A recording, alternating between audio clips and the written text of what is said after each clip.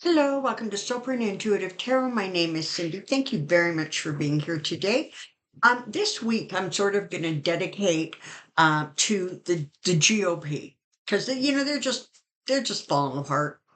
Um, Before I do that, I want to just take a moment to welcome my new subscribers. And to thank my established subscribers for your ongoing support, generosity of comments, for the likes, the shares, all of it. It means so much to the growth of this channel, and I very much do appreciate it. And I want to also thank my incredibly generous donors who just continue to humble and amaze me. It is it's just sort of a lovely, warm, tingly feeling to feel that there is that degree and that level of appreciation. So thank you ever so much. Okay. Oh, one more quick note. Anybody who's looking for a private reading, check out the Dropbox below. There is an email address, soulprint888@gmail.com. Just send me a quick email asking for reading information and I will send it right out to you. Right now, I'm booking kind of like October 16th, somewhere in that week. So the wait isn't too long. And if that's something you're interested in, drop me a line. All right, let's take a look at the GOP. So what I'm going to do, I think, is I'm sort of going to do like kind of almost like a series of little mini readings on this. Tomorrow and Wednesday, I'm going to be focusing in on Marjorie Taylor Greene and Lauren Boebert. But today I kind of want to look at some of the failing men of the GOP. So we're going to start with Mitch McConnell. He's not very active these days. He's sort of quiet. As near as I can figure, he's maybe doing a lot of stuff behind the scenes, but he sure isn't out in front of cameras. Of course, that could be because he freezes when he gets out there and has whatever these little sort of attack things are. So you can kind of appreciate where he wouldn't be all that anxious to spend a lot of time in front of cameras. Let's take a quick peek at Mitch and see how he's doing. And then we're going to move on. Alrighty, here we go. Mitch McConnell, political health trajectory. McConnell, political health trajectory. McConnell, political health trajectory. Here we go.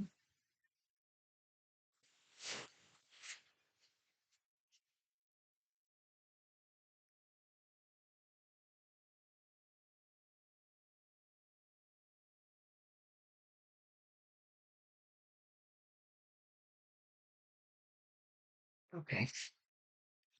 So interestingly, he's starting off with the Lover's card, which to me it's talking about the fact that he has now been put kind of in an unenviable position of having to side with the Democrats, particularly when it comes to this budget deal, because McCarthy's doing everything he can to destroy it. And Mitch McConnell is saying, no, that's not how it works. Particularly with funding to Ukraine, but all of it, defunding the FBI and the border, all of it. So he's not exactly thrilled about sort of being put in that position, but that's where he's at. And this is the thing about McConnell is he is savvy enough. He's been in this game for decades. He knows how the game is played, and he appreciates that there are times that you just have to kind of reach out and work together. So we're going to see how that unfolds in this coming week, as we inch closer and closer to a government shutdown on Saturday. So that's where he's starting. He's preoccupied with keeping some secrets, and I kind of suspect the secrets might be having to do with his health, his wellness.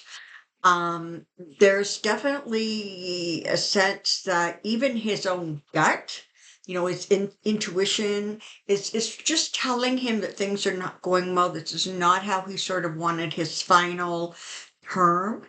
as a senator to go because this is his final term, absolutely. Question is whether he's actually going to complete this term. And right now, I have to say, energetically, it doesn't look great.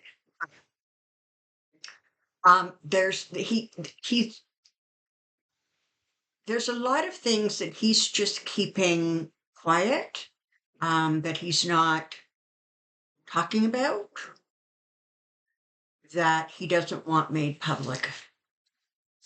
We've talked about this before. He at Four Pentacles, he is so determined to just hang on for dear life to his position in the Senate. I mean, he would have loved it if he could have gone out as leader of the Senate. But, minority leader, I guess, isn't so bad. But he's holding on tight.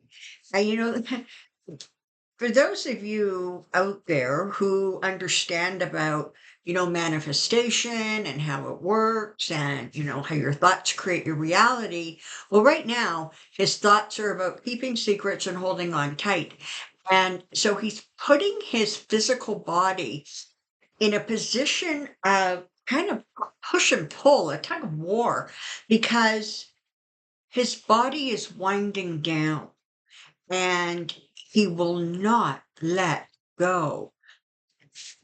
He's actually scared of judgment coming. He's actually scared not only of judgment here on earth, judgment within the US political arena, but there is some part of him that is kind of concerned about what happens when he leaves his physical body.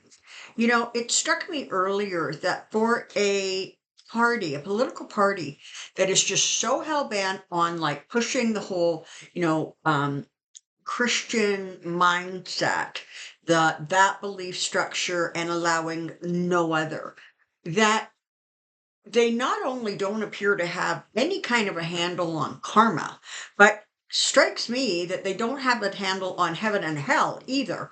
Um, and so what's happening, I think, with him in particular is as he gets older, he is going to become more and more fearful. And it's been my experience that people who are really afraid to die tend to have sort of slower deaths because on some level, their soul is trying to come to terms with, prepare them for that inevitable transition. He sees his party spiraling, spiraling, spiraling out of control. And he recognizes that on some level, there's not a whole heck of a lot that he's going to be able to do about it. But it saddens him, it frustrates him. But, like, I'm sorry, that's kind of what you get when you run roughshod over traditional political belief structures, over political norms, some of the stunts he's pulled, stacking the court, the whole lot of it. He is one of the creators of what is causing the spiral. And so, not a whole lot of sympathy. He really has, in some ways, stripped away some of the best, if there, I'm sure there was at some time, the best of bipartisanship. He really, really destroyed it. He didn't do it alone. He didn't do it single-handedly. He certainly had a lot of help from the Heritage Foundation, etc. But he played a big role in it. And that's going to come, that is, never mind, it is coming home to roost because he's finding himself with very little power, very little political power, very little physical stamina, as he recognized that his departure is getting closer and closer. And there truly is kind of a sense of disappointment as he takes that journey. He doesn't regret that everything he did was motivated by greed and money. But more importantly, I think he's coming to realize in a very limited way. Please, this is not some aha, come to Jesus moment he's having. But he's starting to realize that his legacy is not going to be the legacy he hoped and envisioned. So that's kind of going to be a hard journey for him. I don't have a lot of sympathy for him. I don't have a lot of sympathy for a lot of people put their own ambitions so far above and beyond the needs that they are supposed to be taking care of, their constituents, that kind of thing. It is a sad kind of energy that has sort of enveloped the Republican Party, but it's where they are right now, isn't it? All right, let's take a quick peek at McCarthy. What a disaster he is. Oh my goodness gracious. He apparently has once again bowed down to Marjorie Taylor Greene and said he will strip every single penny of support from Ukraine. Now, this is theatrics. It's not going to pass the Senate. Um, it's just not. And if I'm not mistaken, I think Joe Biden has to approve or sign off on the budget or the stopgap spending bill or whatever it is that's going on here. And he's not going to do that. So this is a bunch of banging on your chest and making an idiot of yourself, frankly, because he is viewed as just so like this isn't like laying duck. This is kind of like laying turkey, okay? Like he is whatever power he had or he thought he had, whatever control he thought he had, he doesn't have it. And on a day by day basis, he is absolutely being humiliated. All right. Let's take a look at McConnell, current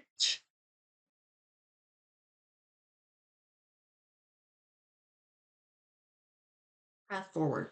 McConnell, no, sorry. Do that again. McCarthy, current path forward. McCarthy, current path forward. McCarthy, current path forward. Here we go.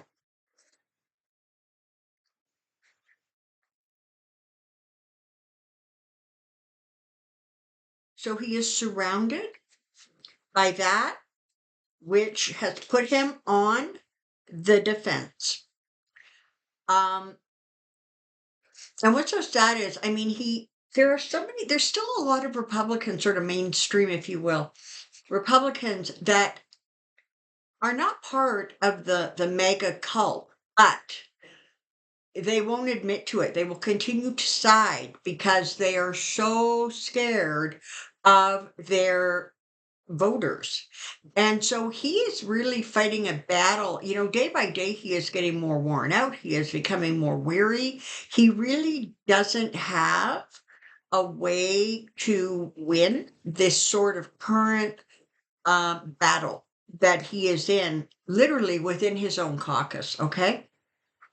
So he is losing strength and losing power with every passing day because he is completely unable to assert any sort of authority.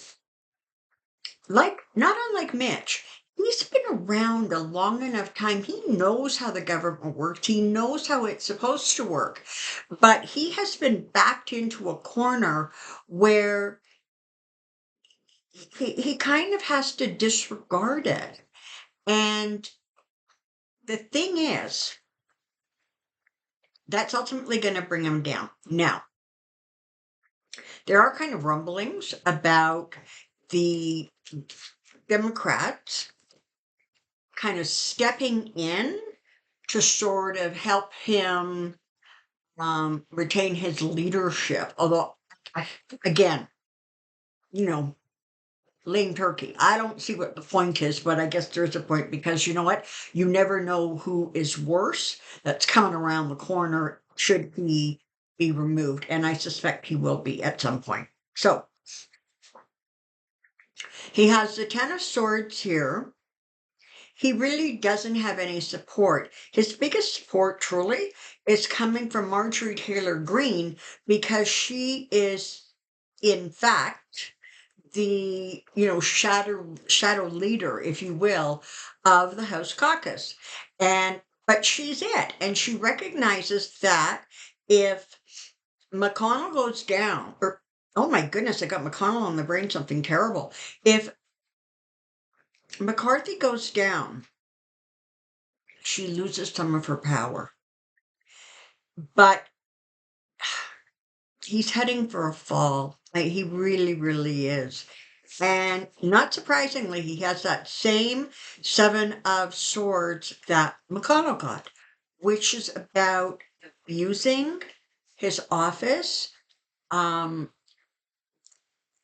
kind of taking liberties that aren't his to take, and kind of, trying to put things over people, put things over and around. This is the bigger problem, though. He has a group of representatives in the House who are taking their marching orders directly from the greedy king, the former guy, otherwise known as Trump.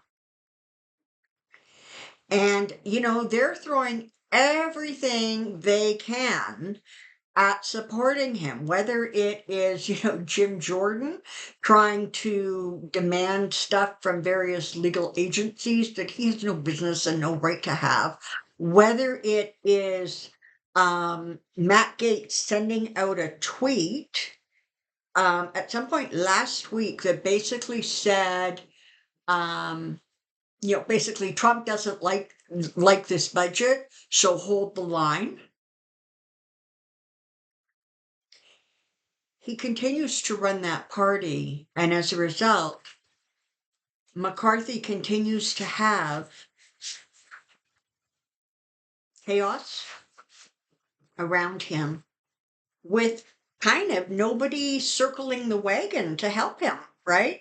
Because even those who would like to help him are not going to because they're scared of their constituents, they're scared of Trump coming after them, they're scared of being primaried, whatever the heck it is they've got going on in their world. And so, as it sits now, Mitch McConnell is very much carrying energetically the energy of absolute defeat. All right. He is recognizing slowly but surely he doesn't have a lot of leverage and he doesn't really have a lot of paths to follow.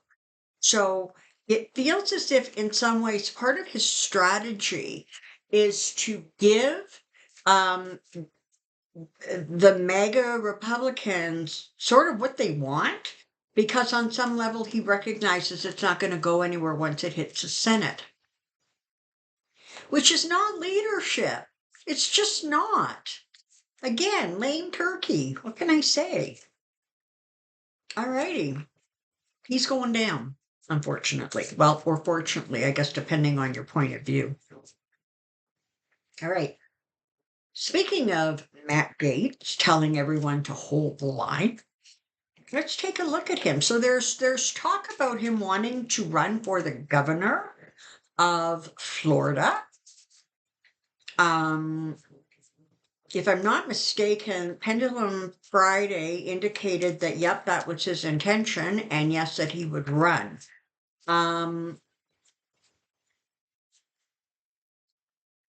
don't know. Let's take a look at what's going on in his little world and how things are going for him.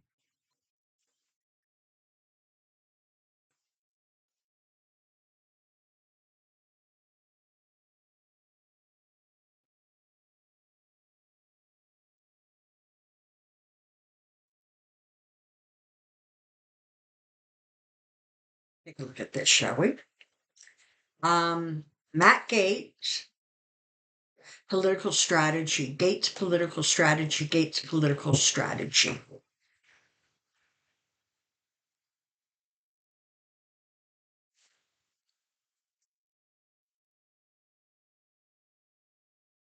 I really do shuffle these cards. I really do.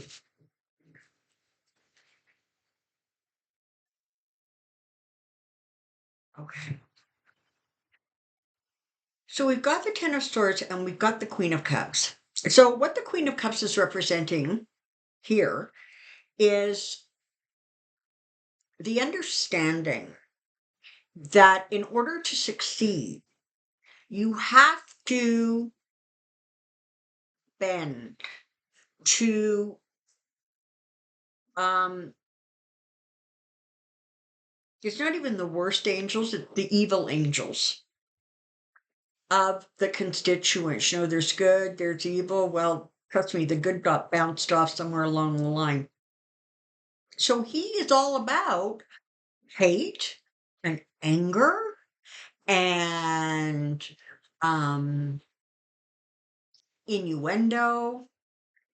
He is all about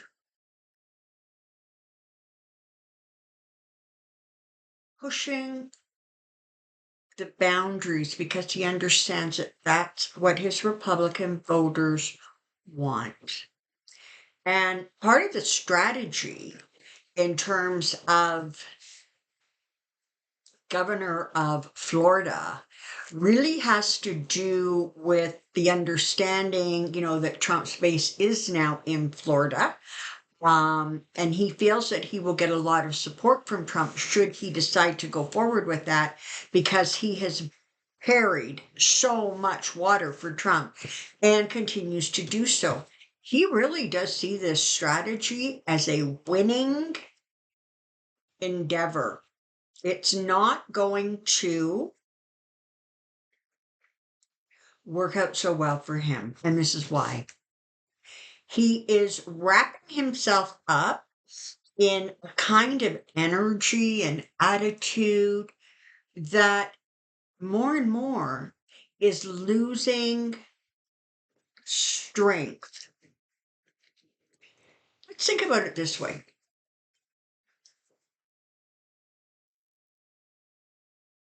When you are angry, when you are like in a rage, that energy is not sustainable over a long period of time. It burns itself out.